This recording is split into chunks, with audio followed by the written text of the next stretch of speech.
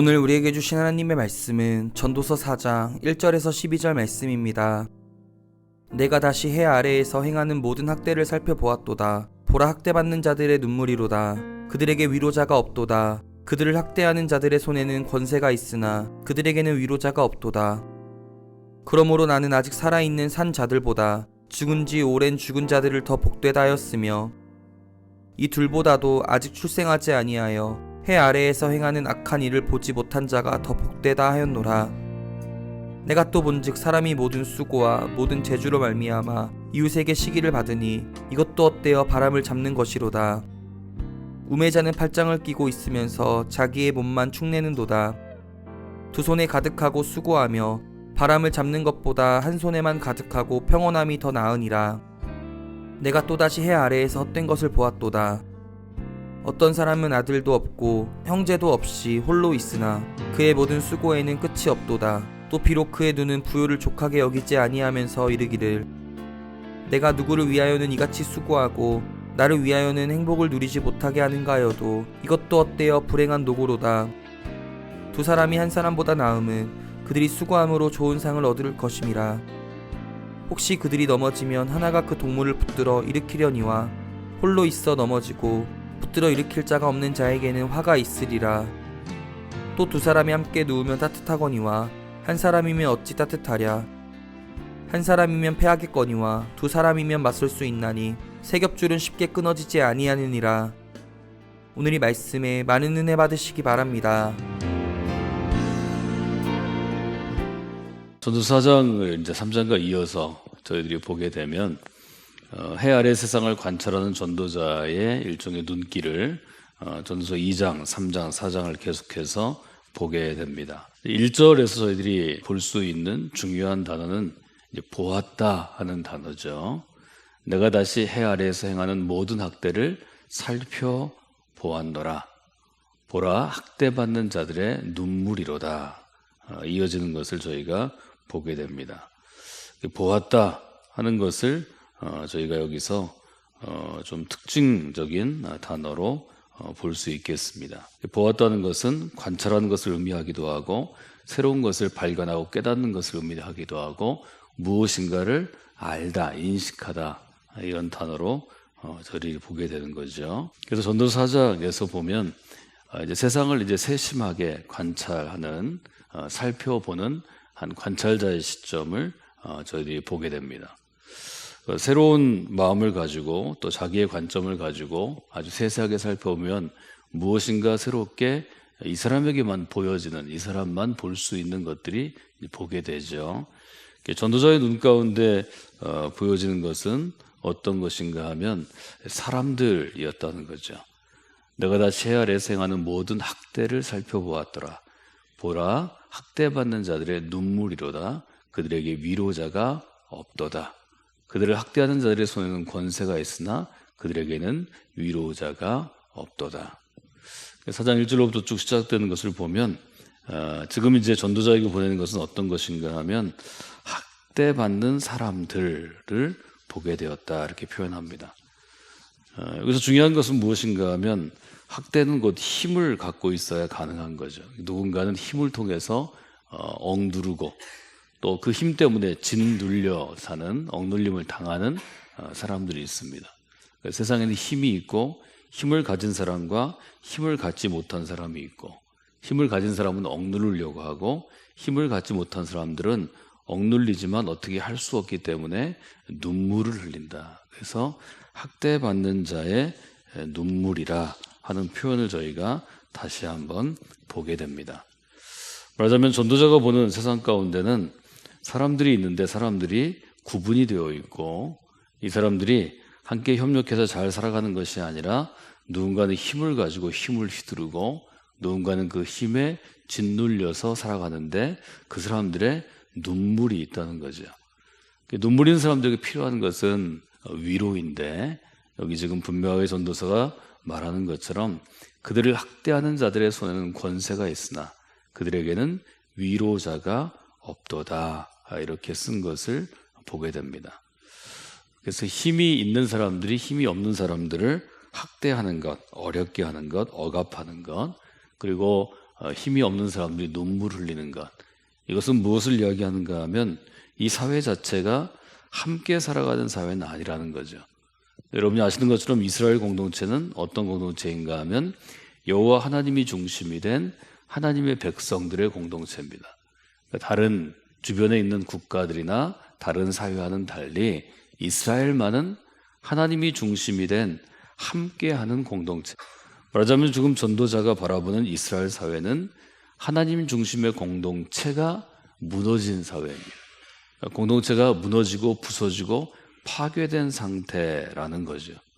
이 점을 아주 분명하게 전도자는 지금 일종의 고발합니다. 하나님의 나라 이스라엘이 있게 된 것은 출애굽기에 있는 일종의 언약 위에 세워진 것입니다. 언약은 어떤 것인가요? 나는 너희의 하나님이 되고 너희는 나의 백성이 되리라. 이것이 언약입니다. 하나님 백성이 언약이라는 것은 하나님이 선택한 백성은 하나님의 사람들로 살아가는 것이고, 하나님은 어떤 분이신가 하면 의로우시고 자비로우시고 은혜 있으신 분입니다. 맨 처음에 있는 것이 의로우신 분입니다. 의로운 분이 있다는 것은 어떤 것인가요? 하나님의 의는 로마서 3장 전체에서 혹은 로마서 전체에서 설명하는 것처럼 로마서 3장 21절과 22절에 있는 것처럼 차별하지 아니하시는 분이다라는 뜻입니다. 피부색에 따라서 차별하지 아니하시는 분, 힘이 있는가 없는가에 따라서 차별하지 않는 분, 출생이 어떤 것인가, 왕족인가 귀족인가 서민인가 노예인가에 따라 차별하지 않는 분, 고아인가 아닌가를 차별하지 않는 분, 나그네인가 이 땅에 사는 사람인가를 차별하지 않는 분. 그래서 의로우신 하나님이라는 것은 어떤 인간의 요소를 가지고도 차별하지 않고 공평하게 대하신다라는 뜻입니다. 차별 없이 구별 없이 공평하게 대하시는 분, 이것이 의로우신 하나님의 뜻입니다. 이것이 공의입니다. 그래서 공의가 실현된 사회가 이스라엘인데, 지금 이스라엘을 보니까 공의가 실현되지 않고 하나님의 의가 아니라 힘으로 다스려지는 사회이고, 힘으로 다스려지는 사회는 필연적으로 힘의 부작용, 학대받는 사람들이 있기 때문에 눈물 흘리는 사람들이 있다는 거죠. 이 점을 지금 전도자는 관찰하면서 발견하게 됩니다. 그렇기 때문에 파괴된 공동체를 세우기 위해서는 하나님의 의로움이 회복되어야 하는데 그것이 쉽지 않다, 완전히 부서져 있다 하는 것을 지금 전도서 4장을 통해서 우리가 볼 수 있습니다. 그럼 왜 세상이 이렇게 파괴되었느냐 하는 것에 대해서 전도자는 아주 분명하게 파괴된 원인에 대해서 우리한테 얘기해 주고 있죠. 세상이 파괴된 원인은 무엇인가 하면 경쟁심 때문이라는 것입니다. 하나님께서 세워주신 이 세상을 파괴하는 것은 인간이 가지고 있는 경쟁심이라는 거죠. 경쟁심은 서로 비교하는 것입니다. 비교하는 것으로 끝내는 게 아니고, 비교해서 나보다 앞서갔거나 나보다 힘이 세거나 나보다 많이 가지고 있으면 마음으로 시기하는 마음이 들어져요. 4절에 이렇게 시작하죠. 내가 또 본즉 사람이 모든 수고와 모든 재주로 말미암아 이웃에게 시기를 받으니 이것도 헛되어 바람을 잡는 것이로다. 이 땅 가운데 공동체를 이루는 사람, 말하자면 하나님의 의를 쫓아 사는 사람이 적고 하나님의 의를 깨뜨리는 사람이 많은 이유가 무엇이냐? 그것은 우리가 경쟁하고 시기하기 때문이다 하는 점을 이 전도자가 발견하게 됩니다. 우리가 행하는 노력들, 또 우리가 얻으려고 하는 것, 성취하려고 하는 것들이 경쟁심에서부터 시작되면 우리 세상의 공동체 정신을 파괴한다 하는 것을 분명하게 이야기하고, 서로 시기하고 질투하느라고 힘으로 서로를 지배하는 세상이 되었다 하는 점을 이제 강조하는 것을 우리가 보게 됩니다. 그러면 이제 우리가 질문할 수밖에 없죠. 이런 깨어진 세상을 어떻게 우리가 다시 회복할 수 있고, 깨어진 세상에서 살아가려면 그럼 어떻게 살아가야 하느냐 하는 것이죠. 거기에 대해서 전도자는 아주 분명하게 얘기합니다. 하나님의 뜻과 하나님의 법대로 살아가는 함께하는 세상을 좀 회복해야 된다. 이 함께하는 세상을 회복하는 방법은 혼자 행하는 것이 아니라 함께 행하는 것이다. 이것이 이제 7절에서부터 12절까지의 일종의 권면입니다. 그러니까 혼자서 행하지 않고 누구에겐가 동지 혹은 동료가 되어주는 것. 그것은 어떤 것인가 하면 그냥 가까운 친구라기보다는 뜻을 같이 하는 사람입니다. 그러니까 우리가 하나님의 나라를 회복하기 위해서는 하나님의 뜻을 실현하기 위해서 살려고 하는 뜻을 같이 하는 사람, 동지가 있어야 한다는 것이죠. 아주 분명히 7절로부터 12절은 어떤 내용을 우리한테 주나요? 9절에 있는 것처럼 두 사람이 한 사람보다 나음은 그들이 수고함으로 좋은 상을 얻을 것입니다. 두 사람이 한 사람보다 나은 것은 두 사람이 함께 수고해서 좋은 보상 혹은 좋은 상급을 얻을 것이다. 이것은 세상을 살아가는 데 있어서 하나님의 뜻을 같이 하는 동지 혹은 동료가 얼마나 중요한지를 우리에게 알려주는 것입니다. 둘이 함께 애쓰면, 둘이 함께 공동의 목표를 위해서 수고하면 좋은 결과를 가져올 수 있다는 거죠. 이 세상은 혼자 살아갈 수 없는 곳입니다. 교회는 함께 하나님께 나아가는 곳입니다. 함께 믿음의 길을 걸어가는 곳입니다. 구약은 이스라엘 사회 전체가 하나님께 나아가는 법을 가르치는 것입니다. 신약은 교회에 부르심을 받은 그리스도인들이 함께 구원받는 것을 가르칩니다. 이 세상을 살아가면서 우리는 하나님의 부르심을 받고 선택을 받은 우리 모두가, 교회 안에 있는 성도 모두가 구원받는 것이 복된 길이고 하나님의 약속입니다. 여러분, 우리의 구원은 함께하는 구원입니다. 여러분 어떤 사람이 되어야 합니까? 누군가를 돕는 사람이 되셔야 합니다. 누군가를 세우는 사람이 되어야 합니다. 돕는다는 건 뭘 얘기하죠? 곁에 서주는 것입니다. 힘이 되어주는 것입니다. 이 점을 여러분이 마음 가운데 두시면 여기 지금 하나가 아니라 둘이 향하는 게 낫습니다. 또 결론을 보면 둘이 아닙니다. 둘이 아니라 세 겹줄이 낫습니다. 한 사람이 아니라 두 사람, 두 사람이 아니라 세 사람, 세 사람이 아니라 여러 사람. 이것이 지금 전도서 4장이 우리에게 도전하는 하나님의 집, 하나님의 공동체를 세우는 좋은 방법입니다. 여러분, 그리스도인의 세상살이에는 반드시 신앙의 동지와 동료들이 필요합니다. 어디 가면 신앙의 동지들이 있나요?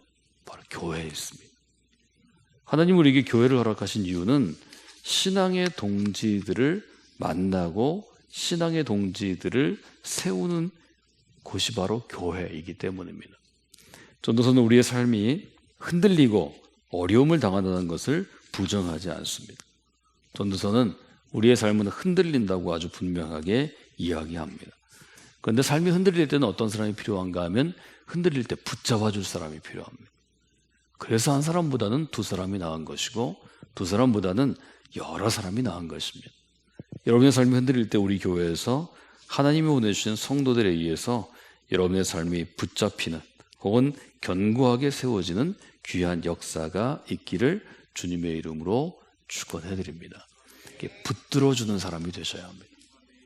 많은 사람들이 세상에서 세상의 풍파, 바람 때문에 흔들립니다. 마음이 허전해서 흔들릴 수도 있고 누군가의 공격을 받아서 흔들릴 수도 있고 그래서 상처받아서 흔들릴 수도 있고 내가 욕심 때문에 나를 어떻게 주체하지 못해서 흔들릴 수 있습니다. 그때 붙잡아 줄 수 있습니다. 여기 10절에 그렇게 되어 있죠. 혹시 그들이 넘어지면, 즉 두 사람이나 세 사람이 있다가 넘어지면 한 사람이 그 동물을 붙들어 일으키려니와. 둘이 함께 걸어가면 한 사람이 넘어지면 한 사람이 좀 붙잡아주고 일으켜줄 수 있다는 거죠. 그런데 홀로 있어 넘어지고 붙들어 일으킬 자 없는 자에게는 화가 있으리라. 그리스도인은 반드시 믿음을 가진 좋은 성도들과 함께 살아가야 합니다. 한 사람이 아니라 두 사람이 함께 손을 잡을 때 세상살이가 귀하고 복되게 됩니다. 여기 어떤 단어가 등장하는가 하면 따뜻해지다 이런 단어가 등장합니다. 11절에 보면 두 사람이 함께 놓으면 따뜻하거니와 한 사람이면 어찌 따뜻하랴라는 이야기를 볼 수 있죠. 이것을 문화적인 배경에서 보면 광야의 밤은 춥습니다. 그런데 옛날 사람들이 있을 수 있던 것은 지금처럼 잘 만들어진 텐트가 아니고 그냥 조금 바람을 가릴 수 있는 정도입니다. 광야의 밤에 기온이 너무 떨어지기 때문에 두세 사람이 함께 목자들이 양을 치거나 이렇게 나가게 되면 한 가죽을 덮고 한 이불을 덮고 둘이 움켜쥐고 있어야, 좀 붙어 있어야 그 추위를 견딜 수 있다는 거죠. 그래서 두 사람이 함께 누우면 따뜻하다 하는 것은 좀 열을 전하다 그런 것이죠. 열기를, 인간이 가지고 있는 열기와 함께하는 열기를 전해서 둘이 온기를 가지고 차가운 밤을 이겨낼 수 있게 하는 거죠.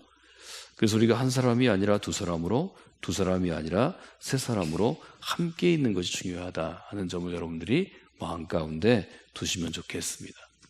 성광교회 안에서 여러분이 서로 붙들어주고 또 서로 따뜻하게 하는 신앙의 동무들, 신앙의 동지들을 반드시 세우셔야 하고, 여러분이 그런 분들이 되어주시면 좋겠습니다. 여러분이 지금까지 신앙생활을 하시면서 교회를 통해서 또 성도들을 통해서 얻게 되는 이 따뜻함, 이 온기를 전하는 분이 되시고, 넘어질 때 붙들어 세워주시는 분이 되시고, 또 함께하는 분들이 되시기를 주님의 이름으로 축원해 드립니다. 전도서 4장의 주제는 세상에 쓸만한 사람이 없다 하는 것입니다. 세상에 조금 성도다운, 하나님의 사람다운 사람이 없다 하는 한탄입니다. 그러나 우리는 이 전도서를 읽으면서 그렇기 때문에 쓸만한 사람이 없고 하나님의 뜻에 합당한 사람이 적기 때문에 내가 좀 그런 사람이 되어야 되겠다, 우리가 좀 그런 사람이 되어야 되겠다, 이런 아주 긍정적인 여러분이 결단 가운데 나아간다면 하나님께서 여러분의 삶을 더 복되고 아름답게 사용해 주실 것입니다.